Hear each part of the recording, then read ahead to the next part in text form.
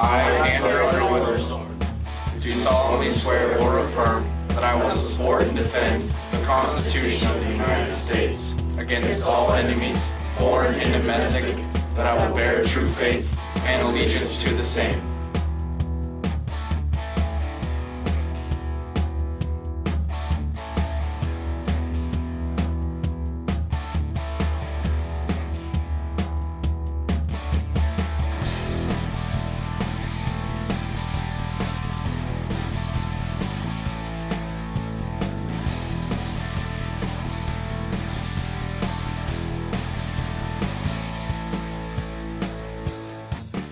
Welcome to this week's show. I'm your host, Sean. This guy is fucking stupid! Armstrong.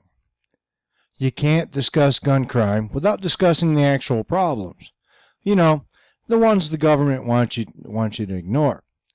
The FBI crime statistics show that 90% of all murders committed with a gun are committed by released felons.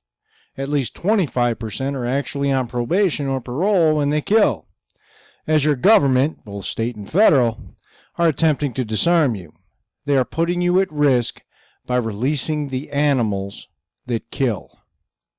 13 News at 10. Horror inside a woman's home. A suspected burglar breaks in while she showers, but what happened next has a local community shaken. Police say that suspect robbed and raped the woman before running away. Good evening, I'm Colleen Sullivan. And I'm Sam Shea. Let's go to Ron Jones. He's live in Sacramento noon tonight with why this career criminal was even walking the streets in the first place, Ron. Oh my God, that's hilarious. Have proof right here that he is a career criminal. We're talking about almost 70 pages of criminal history here, from drug abuse to fighting with cops, frequently fighting with cops. However, the state still classifies him as nonviolent. Well, naturally, I think it's horrible. People living near this busy light rail station at 12th and East Streets can't believe their ears. It frightens me. A neighbor is allegedly brutally raped and robbed. The victim did not know the suspect in this case. 29-year-old Aaron Suggs, recently released from state prison, is now facing a litany of felony charges for not only sexual assault, but kidnapping. Investigators say Suggs broke into a home while the victim was taking a shower. She got out and noticed the back door was open. And once the victim went to go check the back door, she had no idea the suspect was in there with her. Grabbed her, and a violent attack ensued. After the sexual assault, Suggs allegedly ransacked the home while the victim listened from a nearby room. Almost 12 hours later, officers caught him sitting at a downtown bus stop. And in his possession was some of the belongings that he had taken from the victim's home. So we lock up real tight at night. Neighbors are still shaken. Sacramento police say Suggs was let out of prison early during the process to reduce the prison population. Police say that's because the state classified Suggs as nonviolent. I guess he shouldn't have been released. The Department of Corrections tells us Suggs fulfilled his time for drug possession and was now the responsibility of Sacramento County Probation. Well, here's a live look once again at the Sacramento County Jail. Suggs is still facing felony charges. Now, as I pointed out, all 70 pages here dates back to 1996. However, he may possibly be heading back to state prison for a violent charge this time. All right, Ron, thank you very much. Live for us tonight in Sacramento. 43% of prisoners nationally returned to the lockup within 3 years. Some of the highest rates were in California. 57.8%. In Missouri, 54.4%. New York is slightly under the national average at 39.9%. Way to go, New York! I guess that SAFE Act really isn't going to make a difference. Not. Oregon had the lowest. Only 22.8% of inmates released in 2004 returned within 3 years. Could it be they returned in 4 years, 5 years, 6 years? And studies show a majority of those animals committed violent acts. Police are looking for 41-year-old Marlon Ricks, who was just paroled last April after spending more than 20 years in prison for murder. News Channel 5's Deborah Lee live in the newsroom tonight with more. And Deb, do police believe Ricks is armed and dangerous? Oh, absolutely they do. Now, we're going to put his picture up in just a second. Police believe he's in a 2004 maroon Chevy Trailblazer. If you see him, don't approach him. call the police. According to the Ohio Department of Corrections, Marlon Ricks is still on parole for the 1990 murder of a 53-year-old Euclid man. Now, Garfield Heights police are looking for him after finding his girlfriend's body in the backyard of this house on Grace Avenue, where neighbors say Ricks lived with his sister. Now, you can't totally negate the stupidity of the woman. Although I do hate to talk bad of the dead, it's to make a point. Novel idea, folks. Don't put yourself in danger. Stay away from these animals. Don't feed the animals. I have no idea what these women think, but it costs a lot of them their lives. Marlon seemed like a very calm guy. He didn't seem violent. He didn't seem. He went to work every day. I seen him go to work every day. Come home every night. Yeah, I believe he worked second shift because he'd carry his bag to the bus stop, and that's about it. I mean, if it's him, I wouldn't expect it to be him. Jim Wright says he last saw his neighbor Marlon Ricks on Saturday, and at that point everything seemed normal. But things were anything but normal by the time police were called to the house just before noon today. They found the young woman's body near the back porch. She'd been stabbed more than once, and they're not sure how long the body had been here. It's our understanding sometime this weekend, perhaps. Chief Robert Sackett says the mother of the 25-year-old victim had reported her missing from her home in Oakwood a few days ago. Neighbors here in Garfield are shocked. It's just sad that we have to worry about stuff like this. It's a quiet neighborhood. Everyone keeps to themselves. And stuff like this shouldn't happen around here. It's scary. Like he said, it doesn't happen, and you have to worry about everything now. So it's really scary. But it's sad, too. Really sad that it just happened like that. Only 15% of all Americans have criminal records, yet more than 90% of murder suspects have a history of crime. Their criminal careers average 6 or more years in length, including 4 major adult felonies, in addition to their often extensive juvenile records. That first guy had 70 freaking pages. A New York Times study of the 1,662 murders in that city between 2003 and 2005 found that more than 90% of the killers had criminal records. Baltimore police records show similar statistics for its murder suspects in 2006. In Milwaukee, police reported that most murder suspects in 2007 had criminal records, while a quarter of them killed while on probation or parole. Out frickin' standing. The greatest majority of Illinois murderers from the years 1991 to 2000 had prior felony records. 80% of Alabama murder arrestees had previously been arrested at least once for a drug offense.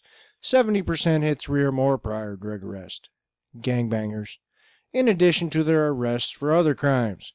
We all know what happened in Webster, New York, thanks to an animal who did a mere 17 years for smashing a 92-year-old woman's head in with a hammer.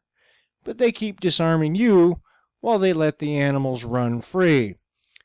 Folks, this is not a wild animal refuge. Quit letting them run free.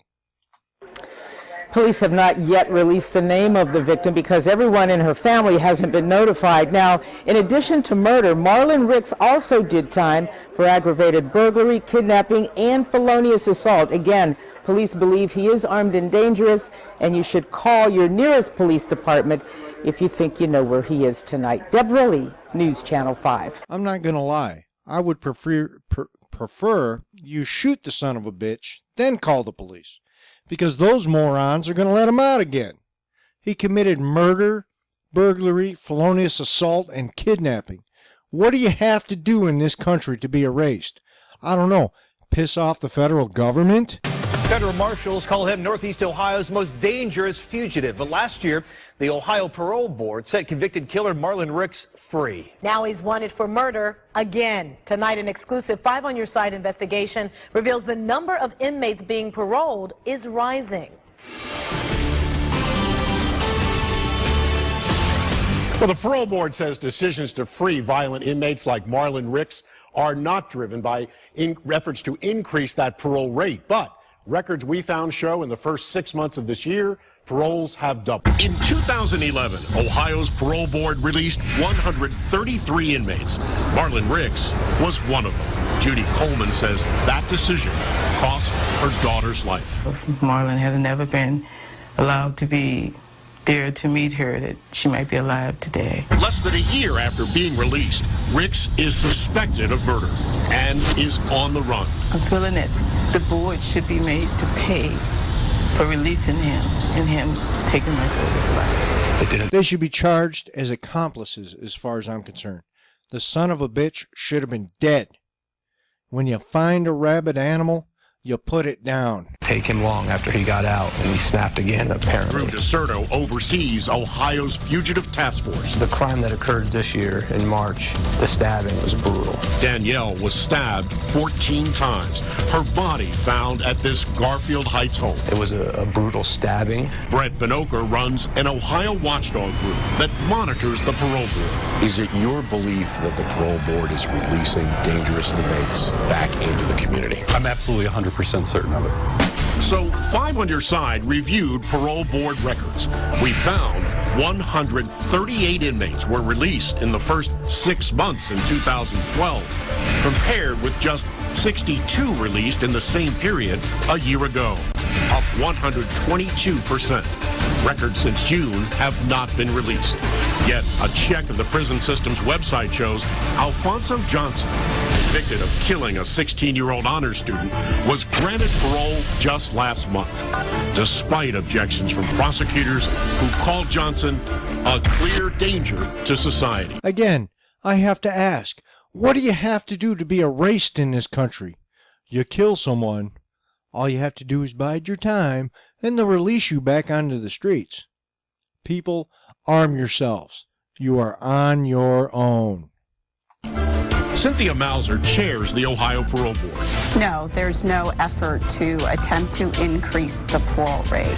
Even so, the prison system's own budget shows $188 million in cuts and a goal to reduce the prison population by 600 inmates by July of next year. A goal displayed on a tote board at prison headquarters. Still, Mauser insists inmates are paroled on a case-by-case basis after careful evaluation. We review and attempt to receive and solicit as much information as we can about the individual case and the individual offender, and we try to get as much information as we can from all interested parties, including letters. If honesty was suddenly introduced into politics, it would throw everything off. The whole system would collapse. And I think deep down the American people know that. The American people like their bullshit out front, where they can get a good, strong whiff of it. Cuyahoga County prosecutors advised that Ricks posed a clear danger and requested a full board hearing where the board was warned there exists substantial reason to believe that Ricks' release into society would create undue risk to public safety. You can talk about Marlon or cannot talk? No, we don't talk about specific cases. So we obtained the parole board's records. It ruled that circumstances surrounding Rick's murder, kidnapping, and aggravated assault was very unlikely to reoccur. He is, like I said, I believe our most dangerous fugitive that we're seeking. And sometimes families and crime victims have no idea that convicted killers have been released. Since when in this country do animals have more rights than their victims? Arm yourselves. Defend yourselves. Get trained to defend yourselves. And I don't mean some stupid NRA course. Find a professional. Work together. Watch each other's backs. Because as I've shown, no one else is. In the Ricks case, the parole board provided notification. But when Paul Raymond Saltz was released for murdering 15-year-old Roberta Francis in 1974, her father was never contacted. Robert Francis learned of Saltz's 2004 release in the newspaper. The parole board never called? No. Never asked you to come down to talk? No. Saltz molested another girl in 2006 and is back in prison. Some of them just get kind of a slap on the wrist, you know, and they're up for parole again. The parole board admits families and victims have been left in the dark. Why was he still drawing breath? What right did he have to draw one more breath? Instead of arresting people for murder and molestation 20 times, remember the first guy had 70 frickin' pages I'd prefer that you walked in and blew the animal's head off, because they're going to let him out again. That would not surprise me at all. And with Saltz once again up for parole in January, Roberta's father will be ready. You know, it takes a certain type of person to do that to a child. I don't think they're ever going to reach a place where you can allow them back on the street again. Well, there's pending legislation right now called Roberta's Law that would improve how victims and family members are notified about parole. You can check out the link on newsnet5.com to learn a whole lot more on this, as well as this phone number, 866-4WANTED, to report any information you might have on Marlon Ricks, who remains a fugitive tonight. How about legislation to allow citizens to better protect themselves? Something you're failing to do, and the Supreme Court says you don't have to do it. I'm enraged by this country's view on animals. Real friggin' animals. We'll put down a pit bull, but a murderer or a sex offender, we can't do that because, And those families need that kind of notification. Certainly. Ron, are there any records that show the likelihood of reoffending? There is. The parole board says that inmates in Ohio will recommit crime about 1/3 of the time and go back into prison, but they argue that that's one of the best rates in the country. I know people are going to bring up mass shootings. Let's look at who commit mass shootings and another problem perpetuated by outside forces. The psychiatric industry are making killers as if they were stamping them out on an assembly line. Oh, you have a mental problem? Take the blue pill. I've been through it myself. Let's look at those pills, shall we? I'm only going to take 5 of the drugs prescribed and their side effects, some of their side effects. Let's look at Adderall, Benzedrine, Datrana, Dexedrine, and Ritalin. I have a list of 61 side effects for these drugs, from abdominal pain to zombie demeanor. Let's look at the ones that I most believe breed killers. Aggressive or hostile behavior. Wouldn't shooting a bunch of people be considered aggressive or hostile behavior? Depression. A lot of depressed people kill themselves with guns every year. Hallucinations. Never good to have around a firearm, is it? Mania. Are you sure these drugs help with mental illness or give mental illness? Psychosis. Awesome. Suicidal thoughts. Hey, mix a little aggressive or hostile behavior in there, you've got a mass shooter. Violent behavior. No shit. You see patterns? Every mass shooter, although they don't release that information, due to confidentiality, had been or was seen by one of these doctors. All while they're making these killers, they're disarming you. Stellar. Now, mental illness does not mean stupid. There is a plan to what they do. The Aurora Theater shooting scumbag, I won't mention his name, I wish it was the dude who was in the rubber bag, drove by 4 or 5 theaters on his way to his target. Because guess what? They weren't gun-free zones. Let's look at our latest mass shooting at Fort Hood. He was undergoing behavioral health and psychiatric treatment for depression and anxiety. Was he on any sort of medications? He was on medications. So this general, the reporter just asked him if he believes his soldiers should be allowed to carry concealed weapons. He didn't think soldiers have the right to carry concealed weapons. How long did it take for the law enforcement to reach the scene? It was within minutes. Within minutes? Exact time, probably 10 to 15 maybe. So you're saying that we should have concealed weapons, but it still takes 10 to 15 minutes for law enforcement to even reach the scene? Which means I would be safer in Iraq and Afghanistan because I'm armed and I can fight back. Stupidity kills people, not guns. Thanks for listening. I'm Sean Armstrong. I hope you keep listening. Have a good day.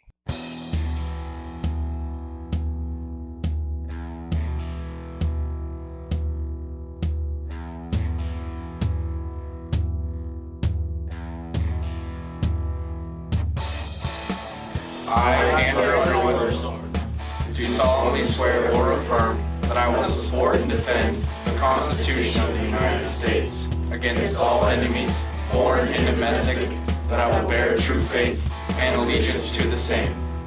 Thanks for listening to the Second Amendment for Dummies. You can catch the show every Thursday. Have a good day.